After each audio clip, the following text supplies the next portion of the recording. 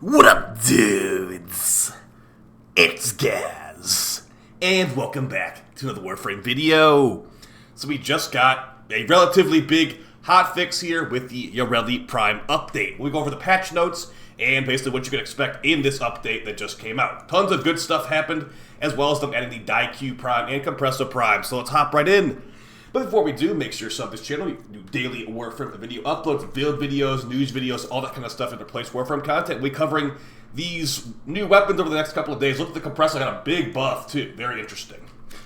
Okay, so let's start with the patch notes for Yareli Prime's update. This just came out about 5 minutes ago. So here we are with Yareli Prime update 38.6.0. And it's not just Yareli Prime, and yes, she does have a trailer too. So there's more stuff in here besides just the frame though. So official Prime trailer right there, I'll let you experience that on your own. But yes, Yareli Prime, Merlina Prime, Diq Prime, Compressor Prime. Here's your cosmetics right here. I might end up getting this because it does look pretty good. I'm not sure about the bubble ephemera. Yeah, the Thalassa Prime ephemera, it's like a bubble ephemera. Also got the Merlina Prime domestic drone, which is going to be probably only available from this bundle or from Regal Aya in the future. Riven disposition changes, I'll have a video on that soon. But yeah, it looks like a lot of the cutter weapons did get some big Riven buffs. And there's some changes with Yareli here. Don't get too excited, nothing actually like that big of a buff, just more quality of life and bug fixes. So, for example, you don't no longer lose functionality after running into a possessed Exilizer bubble and Void Cascade. So I'll be doing a 10 Omniforma Yareli Prime build. So that will be probably pretty helpful to me to know that I'm not going to be glitching out an Exilizer in Void Cascade. So all this stuff, just little stuff for Yareli and not glitching out Arcade Drive, basically. We got Kullervo's villain skin. I don't think there's Citrine skin, so it looks like some of the devs would have been confused yesterday. But yeah, the Kullervo skin's here, looking good. I'll be having a new Kullervo video soon as well. It does come with Apostle's signature adornment. These blades can be equipped and unequipped. So you get special blades, like these like injector things. Those are special on the skin. There's also going to be shoulder spikes and a sparring skin. I don't know why you give a sparring skin to Kullervo, but here we are. There's also a new bundle. I think it's like $1. You can get like the Redeemer and some other stuff. So not bad for $1. Here's all the stuff you get. High Noon Stance, 3-day Affinity Booster, and some cosmetics. We got a new Nightwave just started. Now that we're here, if the Nightwave started right now, let's go look at that new augment. No, it's okay. So the Nightwave's still going for 2 hours, 45 minutes. So we'll see the new augment at about 3 p.m. So maybe keep an eye on my live stream channel for that one. We're still in the previous Nightwave season, so yeah. And I already did hotfix the game, so I don't want to hear it, game.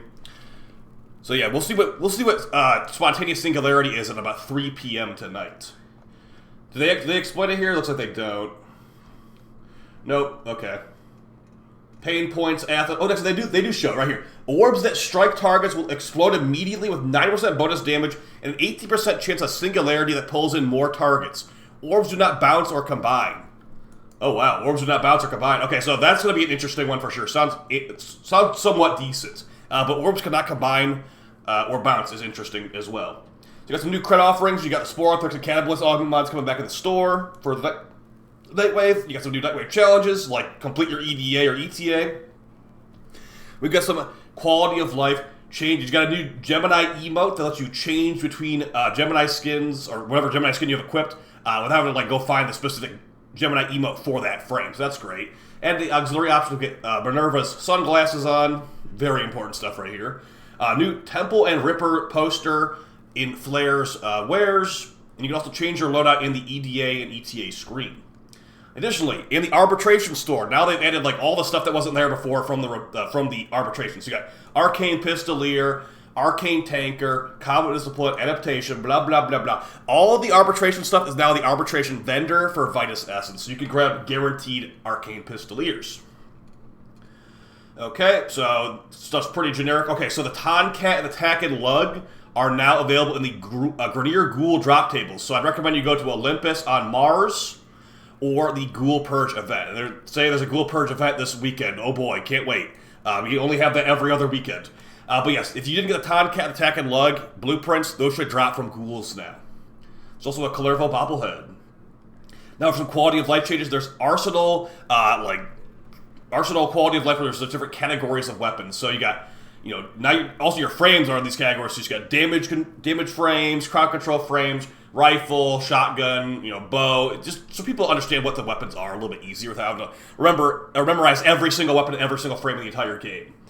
So good for them. There's also that's going to be taken into account for melees too, with like scythes, hammers, and stuff like that. And the ability to sort mod inventory by selecting stats in the upgraded UI. Now, okay, but let's skip this right now. We have a more important thing. They did add the Endo back for the potency mods. Drum roll, please. Remember, they were 1,000 Endo each before. And they reduced it to 58 Endo. From 1,000 Endo to 58 Endo. So, hey, it's better than nothing, but at the same time, this would have given me a lot before this, and now it's giving me 58k. So, yeah. Hey, you know, it's better than nothing. You could now dissolve them and get some Endo out of it. It's more than a rare mod usually gives you. So there you go. I wouldn't call it the best Endo farm of the game anymore, but you will be walking away from these like exterminates and stuff with probably about like what 500 extra Endo. Not that great when you look at it like that. But yeah, either way, moving on. Improve the search functionality in the arsenal to be more reliable. So if you search rifle, it should actually bring up a rifle. You can no longer... sniper is no longer the ambassador's description, so yeah. Anything that changes, the following units have been received a mechanic upgrade to be more gameplay diverse with new players in mind. Bailiffs, the guys with the hammers, will now... they've been added to Grineer missions as a mini-boss unit. These units have been reskinned and act as a tanky, slow-moving enemy with a necromech-like charge and a telegraph hammer slam. Also reduce their HP from 700 to 450. That makes it sound like it's going to have damage attenuation, but we'll see when I encounter one of those guys. Ballistas now lock on and release a charged shot, those sniper enemies, and update the VFX to telegraph it better. And Eviscerators now have an area denial mechanic where they shoot a volley of grenades in a line pattern. These grenades have a staggered explosion, keep Tenno on their toes and out of the way. Archon shard removal cost changes, so it's no longer just bile anymore. Bile's only used for amber Archon shards, the yellow ones. Now it's going to be Crimson as oxides, Azure as synthetics, Topaz as pheromones, Emerald as biotics, and Violet as calx. Also, reduce the secretion cost of base Archon shard removal by half, so it's 15% for a normal shard removal. Now you can't complain. Other streamers, you can't complain to me and say that Bile's too hard to farm, or it's too much resources. Now they're making it so easy you can't. You have to put Tau shards in your main now. You have to do it, other streamers. And I'm not going to take any excuses. Moving on, added Captura quick menu. This is nice for people that do Captura like me. Looks really, really good. Nice, easy access to the things you might want. So great stuff there. And there's more Captura stuff here.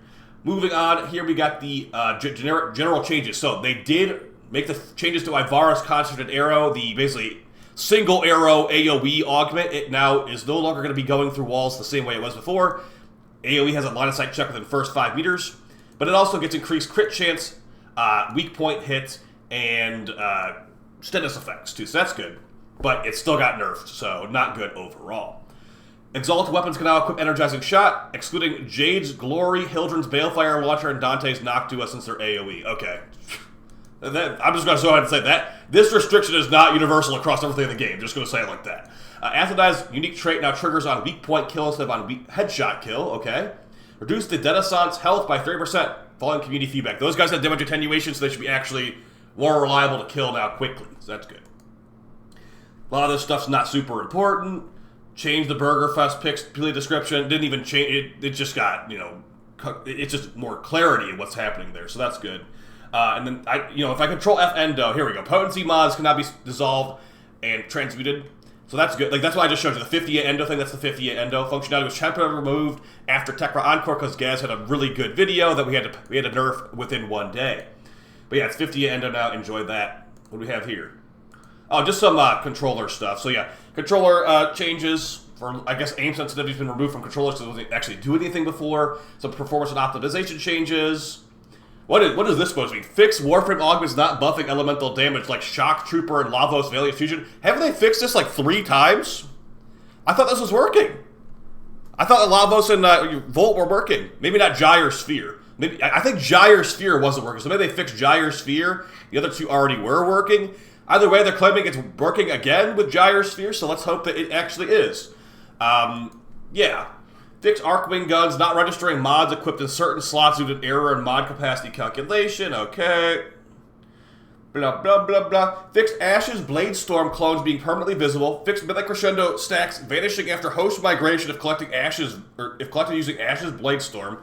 Looks like a lot of changes to Ashes Blade Storm for quality of life, so that's good. Fixed newly unveiled ribbons that are still equipped in a weapon used to unveil not appearing in the trade inventory. Okay, that's good. Good. Fixed Arcane Rise not triggering from clients, reloading set of 9 tree supply. Good. There's so many bugs like that in Warframe where it's like, oh, it doesn't do it for the host, but it does it for the client. Fix the Conductus, your augment causing enemies to fire to electricity at Gyre. Okay, so the good they finally fixed, they can finally play Gyre. Fixed Corrupt Charge initial combo not triggering while using Mesa or Jade's Exalted ability. That's really good because I've been meaning to make a new Mesa video, and it's going to be definitely using secondary outbursts. So good stuff there. And it looks like for the most part, oh, here's a good one. Fixed weaker cast of Nourish, overriding stronger cast when a mission with multiple people using Nourish. That is a big deal. That's a really big deal. No longer have the weaker Nourish override your stronger Nourish. That's really, hopefully the UI can reflect that too. And then fixed functionality loss with Kullervo's Wrathful Events and emote. Okay, so these are just like little things that not super important. Yeah, these just like fix the burst laser having strong effects. Like, who cares really? Like, I'm glad they fixed it, but no one really cares about that. Yeah, fix the dual Torsica spores yeeting enemies into the air. They actually use the word yeeting in there. Nice. Fix melee Dowtry applying crit damage to the portion of the weapon that does not have any puncture. Yeah, okay. That's anti-fun, but yeah, so don't use melee Dowtry or the chlorophyll anymore, apparently. There's some UI fixes here. I think we're basically good. Yeah, miscellaneous fixes, UI fixes, and then we got some riven dispo changes. So, yeah, guys, that's going to be probably our only fix for all of June, I would assume. So, yeah, let's go ahead and see where Yareli Prime's relics are going to come from now that we've gone through this. So, Yareli Prime, we got 2 Lith. Wow, so I was about to say, I think it's going to be one of each. No, it's actually, so Yareli Prime's rare as an Axie rare, Yareli Prime system for Axie Y1. Lith Y1, another rare part, Yareli Prime Neuroptics for a Lith, so that's not going to be too bad, hopefully. Yareli Prime common part chassis from Lith Z4. And Yareli Prime Blueprint Uncommon part from Neo A14. Let's go over to the Daikyu now. Okay, looks like the Daikyu's got 5 different relics. And the first one's going to be the Daikyu Prime String from Axie V12 Common. The Daikyu Prime Lower Limb Uncommon from Lith A8. The Daikyu Prime Blueprint from Lith Q2 Common. The Daikyu Prime Upper Limb from Meso P16 Uncommon, and the Daikyu Prime Rare Grip from Neo D10. And for the compressor, let's see how many parts we need for the compressor. I'm assuming we only need 3 parts. It looks like only 3 parts of the compressor at least.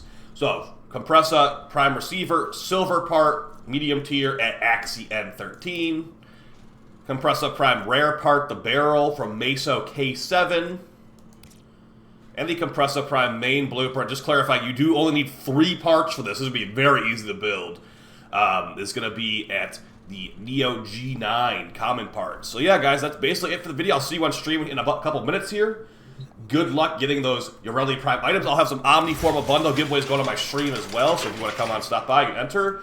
And yeah, you guys enjoy your update. I'll have the Riven Dispo and all that stuff coming out in the next couple of days too. Alright guys, take it easy. Peace.